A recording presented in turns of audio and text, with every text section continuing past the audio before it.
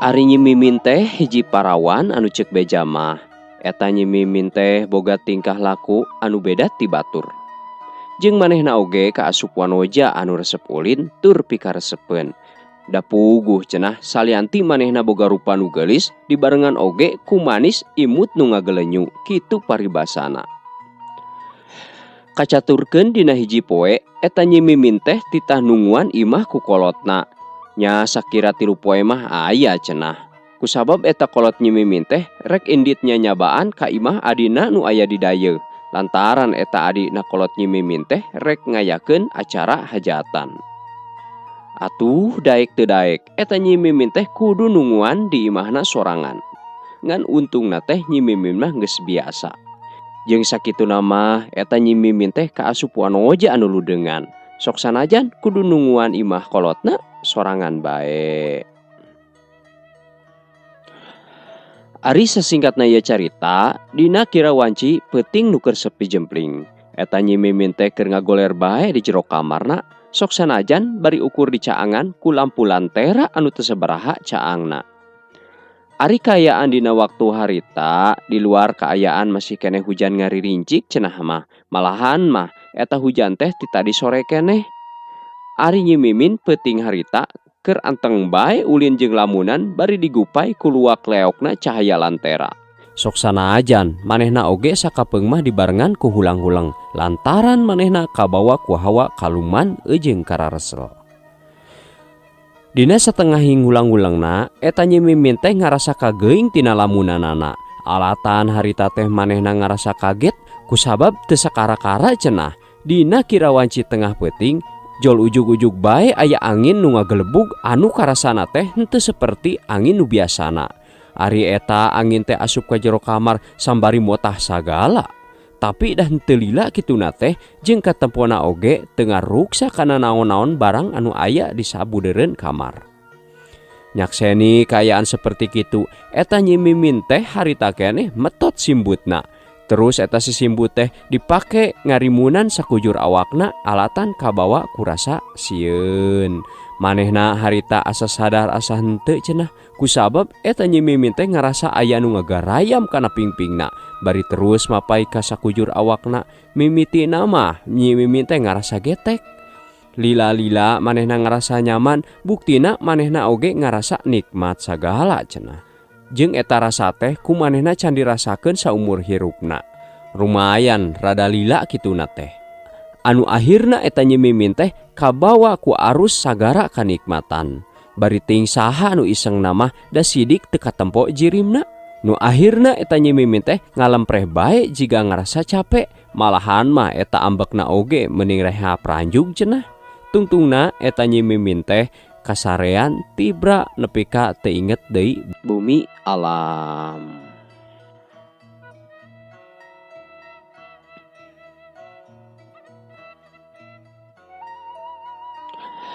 Sesingkatna ieu carita kira-kira wanci isuk. Di luar sora manuk geus cing rarecet, hayam jago oge geus cing kongkorongok. Malahan mah dangdaunan anu baseuh ku cai di waktu peuting sing aroyag geus katepak angin. Kembang-kembang cinggarupay mapag mata poe nu nyumirat cahayana anu dek nyaangan dina poe harita. Ayeuna mah urang caturkeun deui kalalakon Nyai Mimin. Harita Nyai Mimin teh ngulisik hudang. Harita mah awakna teh meuni karasa nyareri. Kolesed manehna lalaunan turun tina eta ranjang barang rek ngalengkah karasa rada nyeri. Pas pisan di bagian kahurmatanana. Atuh Nyai Mimin oge kaget jol ngahulang sajongjongan mah. Nginget-nginget naon perkara anu geus karandapan tadi peuting. Ret manehna kana sepre, manehna nempo aya noda beureum, harita keneh manehna oge ngahulang deui bae. Nu akhirna manehna nyidik-nyidik kana eta noda beureum teh. Satuluyna eta Nyai Mimin teh diuk deui bari terus nginget-nginget kajadian aun anu karandapan sapanjang waktu harita. Ras manehna teh inget kana kajadian aneh anu basa di waktu peuting teh. Malahan mah sagala rupana masih keneh karasa.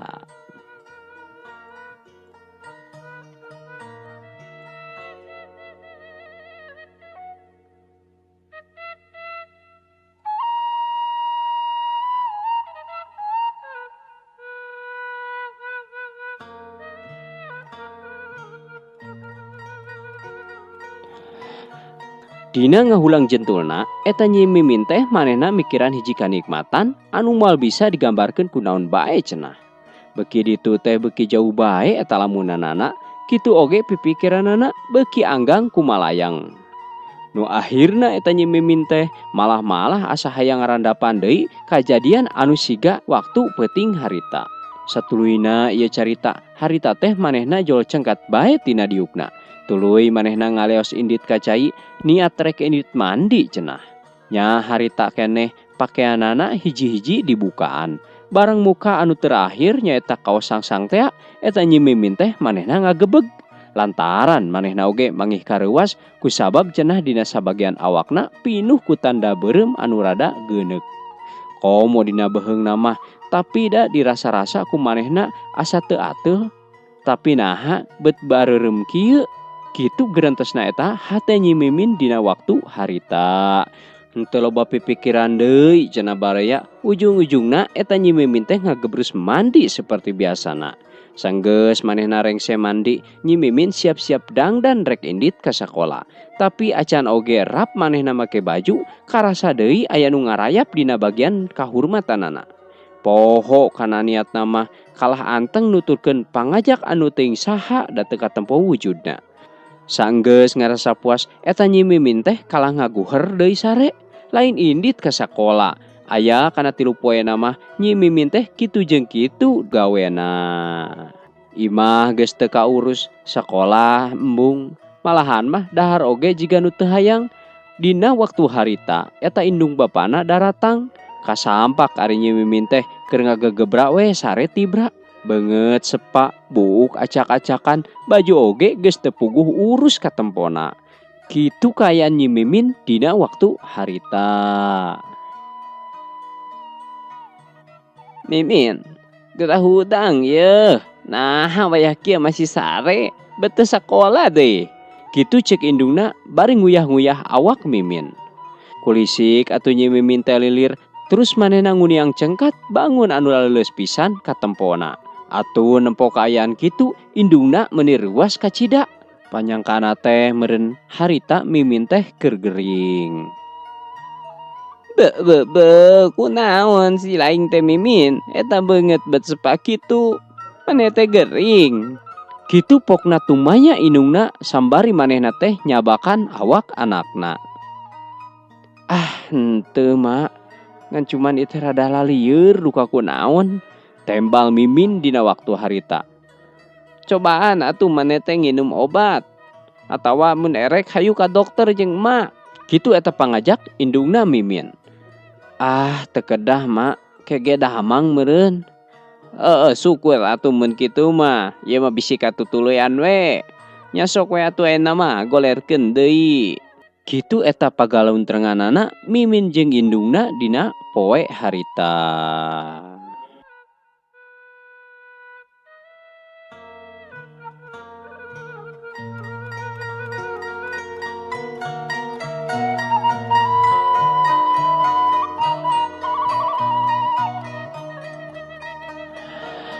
Kacaturkeun sabulan ti harita, eta Nyi Mimin teh beuki ruksak bae, awakna begang, gawena ngan ngadaharan nu lada jeung nu haseum.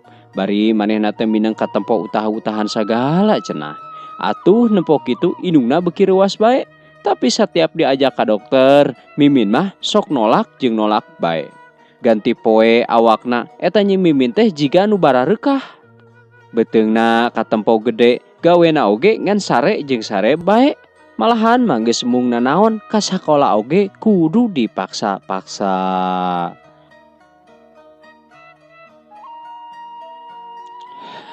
Ayeuna mah urang kocapkeun bae dina hiji peuting. Indungna Nyi Mimin nu katelahna BEH teh harita keur diuk ngahuleng di tengah imah. Manehna bingung lantaran mikiran panyakit anakna anu matak teu kaharti. Jeung matak aneh mun dipikiranna oge. Keur kitu eta BEH ngadenge Mimin jiga anu keur marurung atuh geuwat manehna oge cengkat muru ka kamar anakna. Barang brai panto dibuka, kasampak Mimin teh keur peureum beunta. Bari jiga anu keur ngararasakeun hiji kangeunahan cenah. Ari harita eta BEH teh nyangkana Mimin teh keur ngimpi. Manehna ngeteyep ngadeuketan awak Nyi Mimin sembari dek menerkeun simbutna. Barang kop leungeun nyekel simbut, jol ngacorelat aya hiji cahaya hejo kaluar ti jero eta simbut anu dipake ku Nyi Mimin waktu harita. Eta cahaya teh cenah melesat keluar ningakeun rohangan, lumpat keluarna teh ngaliwatan liang jendela. Atuh ngagebeg harita teh BEH reuwas. Tuluy eta simbut Nyi Mimin dibukakeun, barang bray dibukakeun harita katempo Nyi Mimin teh kaayaan teu make papakean. Jeung kumaha we katempona jiga anu geus ngalakukeun suka bunga. Harita kene eta BEH atuh ngajerit lumpat muru ka salakina. Atuh mangkarya oge anu keur sare tibra manehna kuat ngorejat reuwas. Aya naon atuh maneh teh EH? Ngadon rariweuh wayah kieu, ngagandengan batur nyaho. Kitu pokna mangkarya bangun nu ambek. Saterusna ieu carita harita keneh BEH oge ngalalakonkeun perkara naon anu katempo ku manehna dina waktu harita. Nya mangkarya ge atuh jadi bengong ngadengikeun kitu mah. Sambari manehna nuluykeun deui caritaanana. Teu bohong maneh teh EH. Ih ari bapana, nya keur naon kuring bohong. Atuh henteu lila deui eta maranehna teh nu duaan nyamperkeun muru ka kamar Nyi Mimin. Anu satuluyna BEH jeung mangkarya maranehna ngadonunguan Nyi Mimin tamat cenah nepi ka isuk. Malahan mah eueuh nu sare sakerejep oge. Sanggeus jajab ka wanci isuk, eta Nyi Mimin teh dihudangkeun ku indungna. Terus dititah ka cai, sanggeus rengsena balik ti cai, eta Nyi Mimin teh dititah sina siap-siap rek dibawa ka dokter. Sok sanajan keukeuh, eta Nyi Mimin teh mung oge nu akhirna manehna ge nurut ka nu jadi kolot. Da sieun cenah bisi kaserang ku panyakit tumor. Teu kacaturkeun kumaha di jalana, nu sidik mah ayeuna Nyi Mimin teh geus pahareup-hareup deui jeung dokter tea. Satuluyna manehna dipariksa ku eta dokter, malahan mah eta dokter ge bangun nu rada ngahuleung sajongjongan mah. Terus harita keneh eta dokter teh ngareret ka BEH, nu kabeneran BEH oge cenah milu ka jero ruang pamariksaan. Da manehna ge hayang yakin cenah mah boga panyakit naon budakna teh. Henteu lila deui eta pa dokter teh tumanya ka BEH. Kieu pokna teh. Punten ibu sateu acana ari tuang putra teh tos nikah teu acan? Teu acan Pak Dokter. Malahan masih nyai masih sakola keneh. Kitu jawabna BEH semu gempeur. Oh teu acan. Kieu nya ibu, kanggo ngayakinkeun naon wae panyawatna, mangga upami tiasa mah tuang putra teh piwarang kaluar heula. Atuh bili bade mulih nya, mulih heula ge teu sawios kitu. Tah engkeun ibu mah pas sore ka dieu nyaliranya. Bari sakantenan nyanak cai ka hampanganana, pikeun ngayakinkeun panyawat naon anu dirandapan ku si nyai teh. Tah kitu panginten ibu ayeuna mah. Nya harita keneh BEH ge ngaungekeun tanda hing manehna satuju kana saran ti dokter tea. Nya nu akhirna eta BEH jeung Nyi Mimin teh ningakeun eta ruang pamariksaan.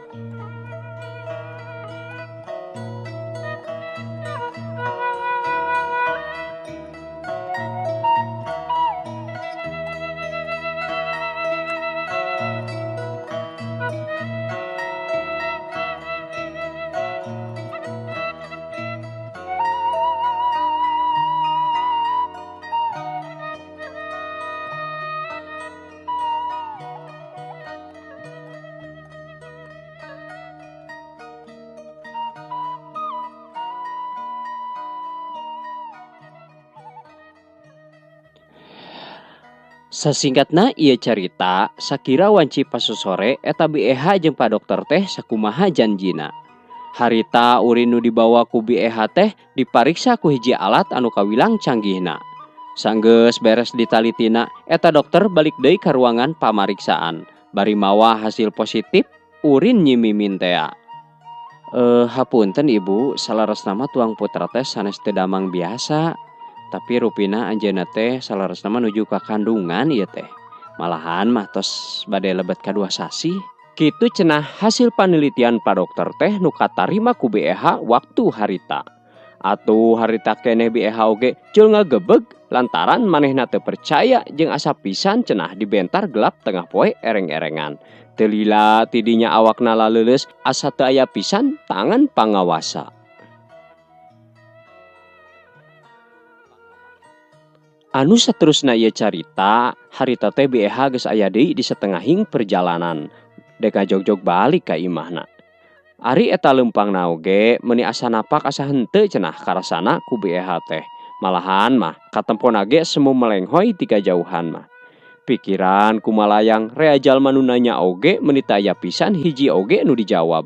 Sagancangna ieu carita, ayeuna mah BEH teh geus nepi deui ka pakalangan imahna. Manehna jol hanjat kana golodog sambari mukakeun panto. Sanggeus aya di jero imah, eta BEH jol meubeutkeun awakna kana kursi. Nempo kaayaan kitu, eta mangkarya anu keur ngagiling bako teh reuwas. Sambari manehna tumanya. "Yeuh, Eha, ai maneh kunaon? Kabiasaan maneh mah ari geus ngareurewas teh." Kitu pokna ceuk mangkarya waktu harita. Ari BEH nu ditanyana, manehna teu loba cumarita. Nya anu akhirna mah eta BEH teh ngasogeun bae kertas anu pamere ti dokter teh. Harita keneh eta kertas ti dokter teh ku mangkarya dibaca kalawan dariana. Malahan manepi ka imet sagala sok sieun keuna kana nyalahan. Saenggeus talarti kana macana, eta mangkarya harita keneh nanya deui ka BEH. Malahan mah eta nanyana teh sambari dibarengan ku beungeut anu kacida beureumna. Pokna teh kieu cenah. "Naon Eha? Eta si Mimin teh reuneuh. Teu salah kitu ieu teh. Na saha lalakina cenah anu geus kumawani ngarurujit ka anak aing." "Atuh teuing bapana, justru kami oge ye teh keur bingung." Kitu tembalna BEH di waktu harita. Nya satuluyna mah eta mangkarya nuluykeun deui caritaanana. "Nah jadi bet kieu budak teh, leutik keneh geus kumawani namplokeun kokotor kanu jadi kolot. Mana geura si Mimin teh Eha gusur ka dieu." Kitu eta kedalna mangkarya dina waktu harita. Ari Nyi Mimin nu aya di jero kamar teh manehna jol ceurik ngabangingik sembari nangkep tuur sagala cenah. Manehna bingung naha bet jadi kieu jeung kudu kumaha teuing kudu kumaha. Cag ayeuna mah urang ecageun heula carita anu judulna Getih Siluman bagian kahiji karya Dewi Samudra. Tah kitu cenahnya baraya carita nu dina dinten ayeuna. Insyaallah ieu carita teh bade dipedarkeun deui di bagian kaduana. Sateu acan simkuring pamit, simkuring bade ngucapkeun mangrebu-rebu hatur nuhun ka para pencinta dongeng Sunda di mana wae ayana, terutama ka para subscriber anu selalu manco. Oge ka baraya-baraya anu di kaler di kidul di wetan ujung di kulon anu kusim kuring teu tiasa disebatan hiji-hijina. Tapi mudah-mudahan sadayana mitra incuki Sunda dak di mana wae ayana sing aya dina Ginanjar kawilujengan. Oge sim kuring teu hilap bade ngucapkeun mangrebu-rebu hatur nuhun ka Teteh Dewi Samudra anu padumukanana teh di Sumedang. Anjeunna parantos mempercantenkeun salah sahiji naskahna diropea ku sim kuring. Oge bilih teh mah aya para saderek-saderek anu sok resep kitu nya sareng hobi ngadamelan naskah-naskah dongeng Sunda. Bilih teh mah kapayuna hoyong dipedarkeun dina channel sim kuring. Sumuhun mangga insyaallah-nya mangga hubungi wae kontak anu tos aya di profil channel YouTube sim kuring. Atanapi di lewat Facebook oge sumuhun mangga kantun milarian we Incugi Sunda atanapi Facebook pribadi Endai Aditya Dangiang. Panginten dicekapkeun sakitu bae ditutup ku doa. Wabillahi taufiq wal hidayah. Wassalamualaikum warahmatullahi wabarakatuh. Hatur nuhun permios.